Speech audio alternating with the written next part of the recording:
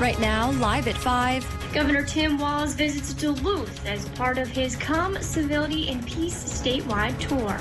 Meanwhile, in Washington, officials are on high alert with an impeachment hanging in the balance and an inauguration less than a week away. Plus, Minnesota health officials say they're playing the waiting game when it comes to receiving more vaccines.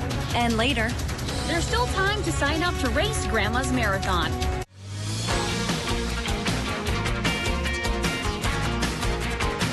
You're watching Live at 5 on Live Local CBS3. Welcome to the CBS3 News Live at 5. This is a live look at the United States Capitol, where lawmakers continue to debate the impeachment of President Trump while security officials prepare for the inauguration of President-elect Joe Biden. Good evening and thanks for joining us. I'm Kristen Bakke. After witnessing the violence unfold at the United States Capitol last week, Minnesota's governor is spreading a message of peace ahead of the inauguration. And today, he brought that message to Duluth. CBS3's Emma Quinn was at the event and has more on the message Walz is spreading. Emma. Kristen, Governor Tim Walz spent the afternoon at the Northland Vietnam Veterans Memorial on Duluth's Lake Walk. It was part of his 3-day Calm, Civility, and Peace tour, and he's hoping to encourage people across the state to reflect on the insurrection that happened in our nation's capital last week. The former history teacher says while he isn't sure how these events will impact our nation's history, he hopes taking time to visit Minnesota's historic landmarks and speak with veterans will help us move forward. It's tough, and there's going to be hard conversations going forward, but we've done it, and we can do it again. Duluth Mayor Emily Larson, City Council President Renee Van Nett, and many of Duluth's veterans were in attendance this afternoon. Walz also commented on President Trump's most recent impeachment, saying with Trump's attitude towards election results and the riots at the Capitol, it's important he's held accountable. Emma Quinn in the newsroom for us tonight. Thanks, Emma. Well, today, Duluth's chief administrative officer said the city is paying close attention to the nation's climate. He said they take it very seriously and are working with their partners at the state and county levels to address any possible safety concerns. The city's public safety teams, including the police department and the fire department, are working around the clock to ensure that our communities are safe, and they are continually monitoring events around the country and around the state and are prepared to respond. President Trump is on the verge of an historic second Senate impeachment trial on charges of inciting a riot at the U.S. Capitol last week. Due to ongoing threats from the president's supporters, Washington is now on high alert and very heavily guarded. Skylar Henry is on Capitol Hill with more. This afternoon, Vice President Mike Pence is attending an inauguration security briefing at FEMA headquarters. Ahead of the inauguration, thousands of armed National Guard troops are posted at the Capitol, with new fences erected and businesses boarded up. CBS News has learned of a new law enforcement bulletin warning that the success of last week's breach could fuel more violence among domestic extremist groups. There must be no violence, no law breaking, and no vandalism. President Trump released a video Wednesday calling for calm after the House took the historic step of impeaching him for a second time on charges of inciting the U.S. Capitol assault. The impeachment case now goes to the Senate for a trial, which is not scheduled to begin until after the president-elect and vice president-elect are sworn in here at the Capitol next week. In a statement, President-elect Joe Biden urged Senate leadership to find a way to deal with their constitutional responsibilities on impeachment while also working on the other urgent business of this nation. Meanwhile, lawmakers have introduced a bipartisan bill to award Capitol Police Officer Eugene Goodman the Congressional Medal of Freedom for his bravery during last week's attack. The military veteran faced down a large group of rioters and lured them away from the Senate chamber, giving his colleagues enough time to secure the area. CBS News has learned that outgoing White House counsel Pat Cipollone will not defend the president in his second impeachment trial. Another member of the president's legal team last time around is also out. We're learning no House Republicans in Wisconsin joined with the state's Democrats in voting to impeach President Donald Trump. The impeachment vote took place yesterday inside the nation's Capitol building. All 5 of Wisconsin's Republican House members, including Representative Tom Tiffany, voted against impeachment. All 3 Democrats were in favor. The split vote further highlights the divide among Wisconsin's delegation.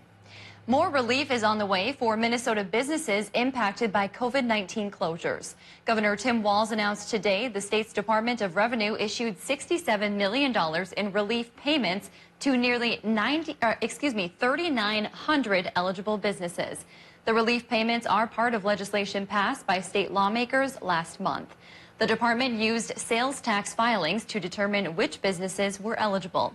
Officials say the checks have been mailed and business owners can expect to receive them in the coming days. Minnesota health leaders are waiting on the federal government for information on the next round of COVID vaccine distribution. Officials say the government has issued new guidance expanding who's eligible to get the vaccine. Government health leaders urged states to immediately start vaccinating groups that had previously been lower on the priority scale. That includes people 65 and older and younger people with certain health problems. The Minnesota Department of Health says no additional vaccine doses have been made available for the state so far. Meanwhile, Minnesota health officials have announced a new pop-up COVID-19 testing site in the Northland. The temporary site will be located in International Falls at the Bob Walls Memorial Union Hall. It will be open to everyone January 21st through the 23rd. Appointments are encouraged, however, officials say they are not required. And St. Louis County is looking for volunteers to help vaccinate the community against COVID-19. They expect to need more staff once the vaccine is available to more people. Both registered nurses and the general public can apply. We have a link to sign up on our website. Dave's here for a first look at the weather. Dave, you've been watching that storm kind of trickling through, it seems. Yeah, that's because it is following a path to the south of our region, and folks to the southwest of the Twin Ports are really getting pounded by this low wall. We're on the northern fringes, and we have it a lot easier. So let's take a look at the upper Midwest, and we'll start down to the southwest, where they're looking at a blizzard warning until 6 o'clock on Friday. The Twin Cities looking at a winter storm warning until 6 tomorrow. And for our neck of the woods, just a winter weather advisory. I shouldn't really say just. The advice with that advisory is drive cautiously because a touch of rain in with this snow mix is making things slippery. Tip of the arrowhead in the UP, though, you just might be off the hook. Precip coming in right now has been rain in Duluth for a little while, at least by the lake, but it is shifting over towards the lighter snows and could continue until tomorrow night for many of our towns. So our short-term forecast says 40 to 60% chances for the snow to continue through tomorrow afternoon into the early evening. How much are we going to get? Have things changed drastically since we met last night? I'll show you the latest chart in just a couple more minutes. Thanks, Dave. Still to come on Live at 5, honoring a longtime member of the Superior Athletics community. Plus, the city of Ely came together to remember a beloved member of their community. City by City is next. And coming up tonight at 6, St. Louis County leaders say overall COVID case numbers are down and fewer people are getting tested. But they're urging everyone to keep following guidelines as we wait for more vaccines to be distributed. You're watching Live at 5 with Kristen Vaki, Anthony Matt, and weather with meteorologist Dave Anderson on Live Local CBS 3. CBS 3 News is brought to you by Ralph Eye Care Specialists. Whatever your water worry, Culligan Water can help.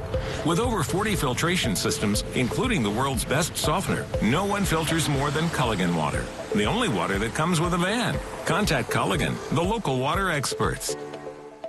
With locations throughout the Northland and northern Wisconsin, Super One Liquor has you covered for all of your party and gathering needs. We have a commitment to deliver outstanding service, variety, and top quality wines and spirits. And don't forget the best variety of ice-cold beer and beverages, all at the low prices you've come to expect. Super One Liquor. Come for the service, leave with the savings.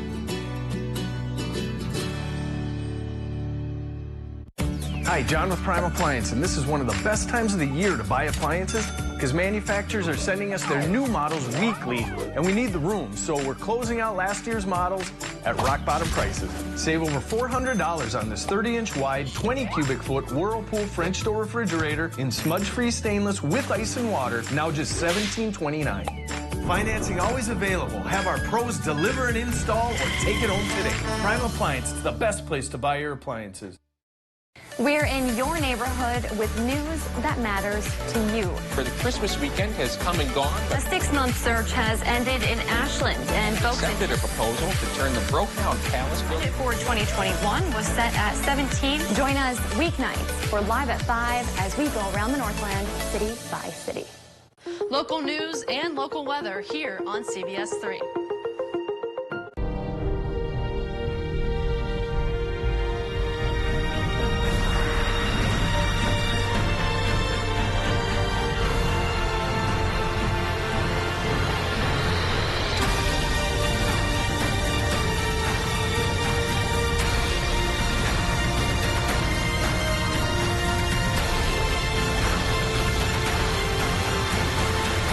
Always ready, always there. Visit NationalGuard.com to find out more. Welcome back to the CBS3 News Live at 5. Here's a live look over the city of Duluth on this Friday Eve. Dave will have your full forecast coming up in just a few minutes, but first, let's see what's happening in your neighborhood. Tonight, we're honoring 2 influential people in Ely and Superior, plus students in Proctor are making sure everyone stays warm this winter. Let's head around the Northland, city by city.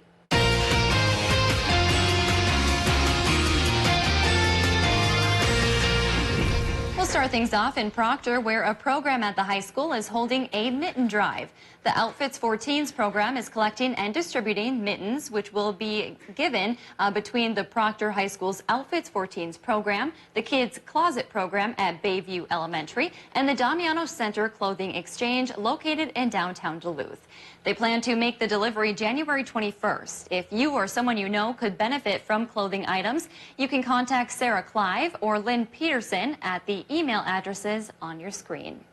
We'll head north now to Ely, Minnesota, where impromptu parades of tribute broke out last night. People gathered once news that the town's top veterans advocate, Bob Niskala, passed away suddenly at the age of 68. Niskala was a U.S. Marine in the 1970s and was very active in Ely's Honor Guard until his death. The Niskala family would like to thank everyone for their condolences and support.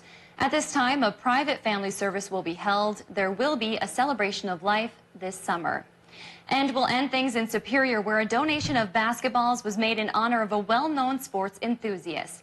Pat Flynn died on December 22nd after a hard-fought battle with cancer. He was a teacher, administrator, and coach in the Superior School District, and even after retirement, he was still involved in athletics. You might also recognize his name from his time working with iFan Sports Network, where he called games alongside Don Layton. Pat's wife, Lori, made a donation of basketballs to the YMCA in Pat's name today.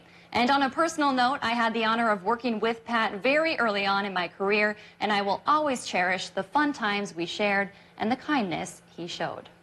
If there's something going on in your neighborhood that you think we should know about, send us an email and it might be featured as we go around the Northland city by city. Still to come on Live at 5, ready to run. As marathoners prepare for Grandma's this summer, we're learning more about the race's plans as the pandemic plays out. Today's almanac shows we hit 33 degrees again, another day warmer than normal.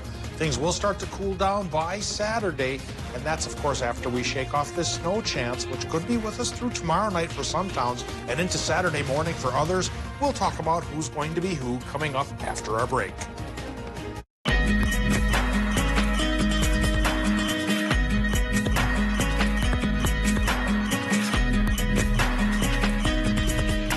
At Ralph Eye Care Specialists, we help your family see well. We check your child's need for glasses, and we screen for problems which are best treated early in life. We test your parents for diseases like macular degeneration and glaucoma.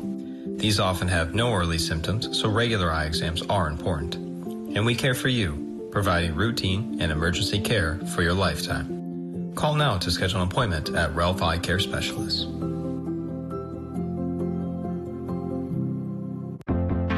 Let's make healthy happen in 2021. Join for $1 going on now through February 2nd. For more information, visit AnytimeFitness.com.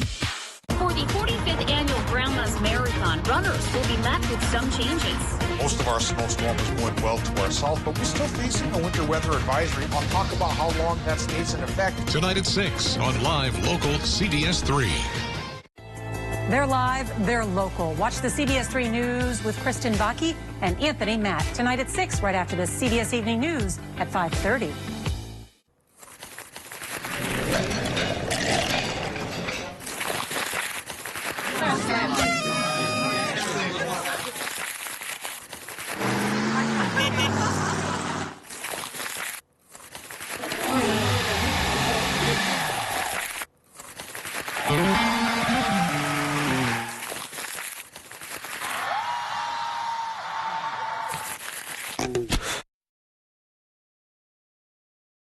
Move snow with your new John Deere from Duluth Lawn and Sport.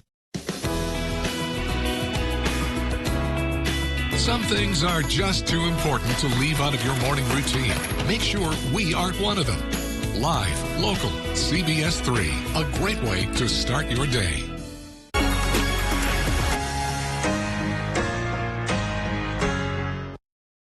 For coverage that matters most to you, tune to CBS 3. Now, the CBS 3 Duluth WeatherMax forecast with meteorologist Dave Anderson.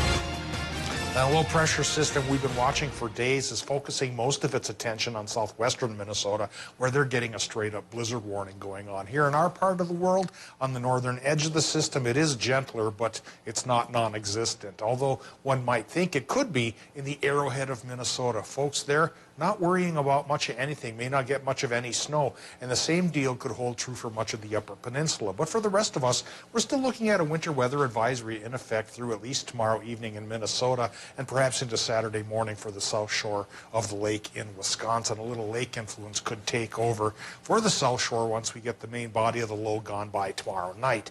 I'll show you a chart with the latest snow total estimates on it here in just a little bit, but first we take a live look at what's going on over towards Ashland, and it looks like the traffic's moving fairly well there, but over towards western Minnesota, road conditions are already degrading, and that's probably going to happen to all of us as the night goes on and the snow does overtake our region. Current temperature at the airport, it's 32. 85% is our relative humidity with an east wind 15 miles per hour. And the air pressure is pretty low now at 29.48 inches of mercury. It's a fairly potent low, all right, but again, most of its potency is being expended a couple hundred miles away from our region. Current temps, low 30s in the Upper Peninsula, and in Wisconsin, we're getting a range of 33 to 35 degrees at this hour. And for our friends in Minnesota, it's going from roughly about 28 degrees to 36 degrees. Cook County's always the microcosm of our temperature trends. Colder up the Gunflint, warmer down by the lake, and then the rest of us are in between. Well, these temperatures are warmer than normal, of course, and there is an end to the warm spell coming starting on Saturday. Warmer than normal, though, continues through tomorrow. Here's the latest Doppler satellite map for our area, and that low-pressure system now centered to the southwest is working its northern winds in through our area, and it's creating some snow for parts of the Minnesota Arrowhead, east central Minnesota through Wisconsin, and just grazing the Upper Peninsula before turning into rain over the lake. Through steady approaches here, it could add up because the main body of the bigger low to the south is backed up by a trough of lower pressure connected by an occluded front. So we do have 60 to even 80% chances for this snow to happen. It took a while starting to happen, but now it is here. And by the time it wraps up Friday night, again, I think the Arrowhead's going to look for maybe a trace to 3 inches. Not a big deal there and a disappointment to snowmobilers, I've been hearing. For the rest of us, we just might run 3 to 6 inches. And if we split the difference, yeah, maybe 4.5 is about the best we're going to manage. So again, not great news for snow fans, but for those who have a hard time getting the shoveling done, whether, you know, you've got some problems, even at my age, I'm starting to have problems. This might be a blessing. You don't have to get out and do as much. Tonight in Minnesota, low temps 25 to 32 with a 60% chance for more snow. In Wisconsin and Michigan, 80% chance for more snow there with lows 29 to 31. For tomorrow, Wisconsin, Michigan, cloudy sky, 70% chance for more snow, continuing highs in the mid to upper 30s. Low to mid 30s for Minnesota with a 50-50 shot at more snow going on. And like I mentioned, many of us could run about 3 to 6 by tomorrow night. And the 6, if it happens, could happen for the south shore of Wisconsin and Michigan because of lake influence lingering in through Saturday. So after the snow chance Friday, it stays cloudy on Saturday, but it starts to cool down, Kristen, by Martin Luther King Jr. Day on Monday. only 12 above for the daytime starts and a finish at 23. We could become as cool as 5 above here once we get towards Wednesday morning. You know, Dave, I heard from so many people just hoping we would get a decent amount of snow so they could get out this weekend and snowmobile, and it's just not happening for some of us. You know, the western Mesabi Range has a better chance than the eastern or the Vermilion. And here in the Twin Ports to the south, we have a better chance for something usable. But for the Arrowhead, it's not looking too great, no. All right. Thanks, Dave. One of Duluth's biggest events of the year is still on schedule to happen this summer, but things will surely look different. And this morning, as many runners begin their training plans, Grandma's Marathon announced some changes to the 45th annual race weekend, with plenty more expected to come. CBS 3's Leanne Valdez lays them out. In just a couple of months, runners will be crossing the finish line for the 45th Grandma's Marathon. But beforehand, they'll be met with some changes. Grandma's Marathon spokespeople announced Thursday they will not be increasing the in-person capacity for this year's races because of COVID-19 concerns. Officials are keeping their half-capacity limit they originally planned for, which means only 10,000 total runners can sign up to run in all 3 races. Grandma spokespeople say they weighed the decision for several months. They included input from a variety of local, state partners and a medical director from Essentia Health. The public relations director for Grandma's Marathon says the decision wasn't easy, but they're doing everything they can to make sure there's an in-person race this year. We believe committing to these field numbers now allows us the necessary time to continue working with the appropriate people, both at the local and the state level, on approval of our COVID-modified race plan ahead of June. As of now, Grandma's has about 9,500 runners registered. As far as the logistics of it, mask wearing, the expo, the after-race celebration, spokespeople say that is still fluid and in the works. Grandma's Marathon is set for June 17th through the 19th. You'll remember the race had to be canceled in 2020 because of COVID-19, so runners had to opt for a virtual race instead. Thanks, Leanne. And Grandma's Marathon is offering runners the chance to participate virtually again this year. You can check out our website for more information. Well, good news for hockey fans. We're learning a small crowd will now be allowed to cheer in person for UMD's hockey teams when they play at home. Starting with the women's game tomorrow, invited guests will be allowed inside Amsoil Arena. They include players' family and friends. Spectators will have to follow safety guidelines, including wearing a mask and social distancing. Deck officials say they hope to expand the crowd in the coming months. Still to come, both Democrats and Republicans from the Iron Range are pushing back over new legislation that could hurt new mining projects. We have the details after the break. Don't let the weather ruin your day. Covered by a winter storm watch. Dave Anderson, Caitlin Moffat, and Peter Kavitkauskas. The CBS 3 weather team, tracking more than just severe storms. Dave? I don't think any other year is ever going to be like 2020. I never thought that I would go through something like this ever in my life. This pandemic's not a isolated thing to our country or to our state or to our city. This is something that's affecting the world. And that just shows really how interconnected we all are. And I think that's why news is so important, because news is kind of like that lifeline to kind of bring that information out and bring us all together. Watch Jenna and Caitlin in the morning at 5 and 6 a.m. Heart attacks and strokes happen, even in the midst of COVID-19, and at least one will occur while you're watching this. Heart attacks and strokes are medical emergencies. If you experience symptoms of a heart attack or stroke, do not delay seeking care. Call 911 immediately. Hospitals are prepared and can safely treat you. Visit cdc.gov/coronavirus to learn more. My part-time service in the Army National Guard makes it possible for me to be more for the community I call home.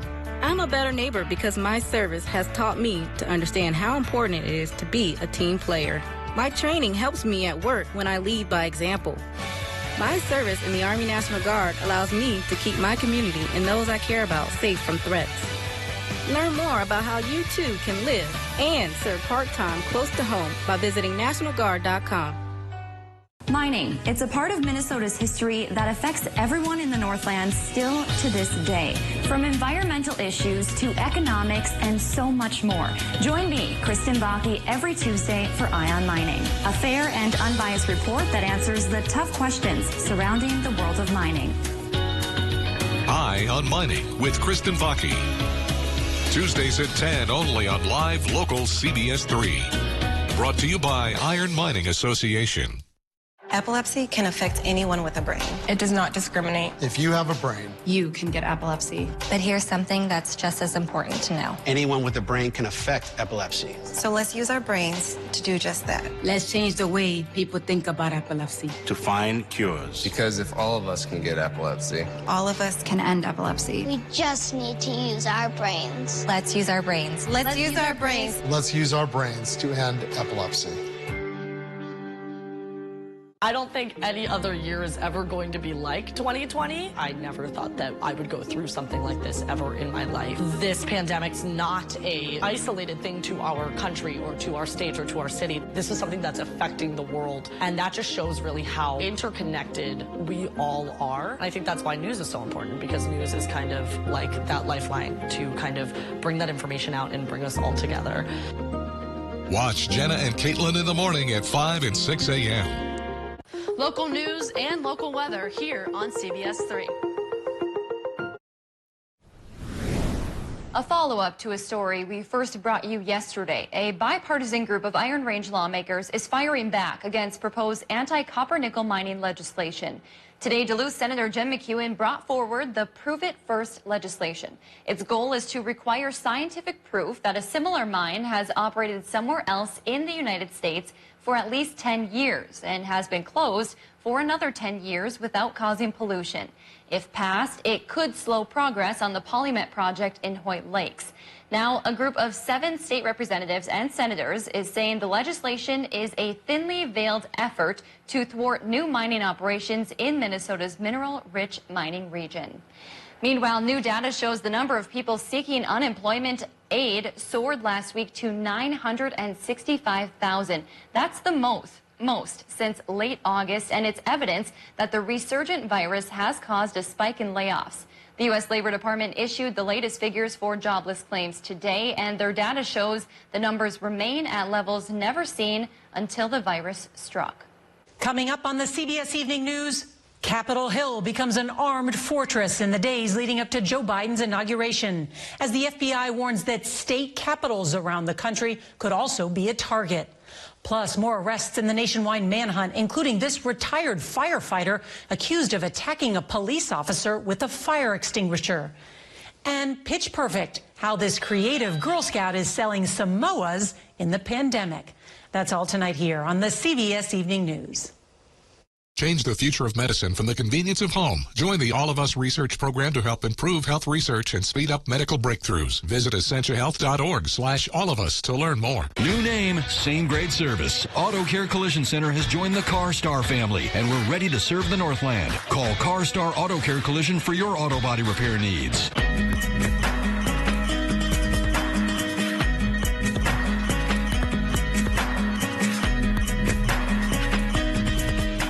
If you love them enough to crawl into a play place to get them to come down, then surely you'll check NHTSA.gov/the right seat to make sure they're in the right car seat. We're in your neighborhood with news that matters to you. For the Christmas weekend has come and gone. A 6-month search has ended in Ashland, and folks accepted a proposal to turn the broken-down palace building for 2021 was set at 17. Join us weeknights. We're live at 5 as we go around the Northland, city by city.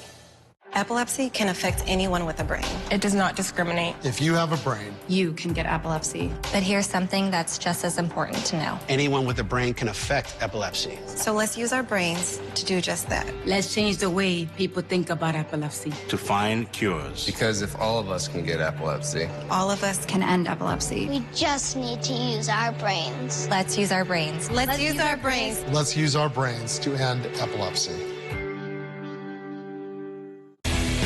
Skilled trade workers are the backbone of every community, and also the Army National Guard. Soldiers get paid training to keep the power flowing, engines running, and supplies moving. Army National Guard soldiers are learning skills that can set them up for success with companies looking to hire the best. The Army National Guard basically built my resume for me. Find out how you can learn a trade and serve part-time for your community and country by visiting nationalguard.com. Men's wardrobe provided by Mainstream Fashions for Men, celebrating 30 years in business in 2021 with 30% off store-wide. Downtown Duluth. Welcome back to the CBS3 News Live at 5. Here's a live look from Canal Park on this Friday. The eve before Friday. Look how excited I am. Let's take a look back at today's top story, and we'll see what's coming up tonight at 6. Minnesota's governor is spreading a message of peace ahead of next week's inauguration. Today, he brought that message to Duluth. It was part of his 3-day Calm, Civility, and Peace tour. He's hoping to encourage people across the state to reflect on the insurrection that happened in our nation's capital last week.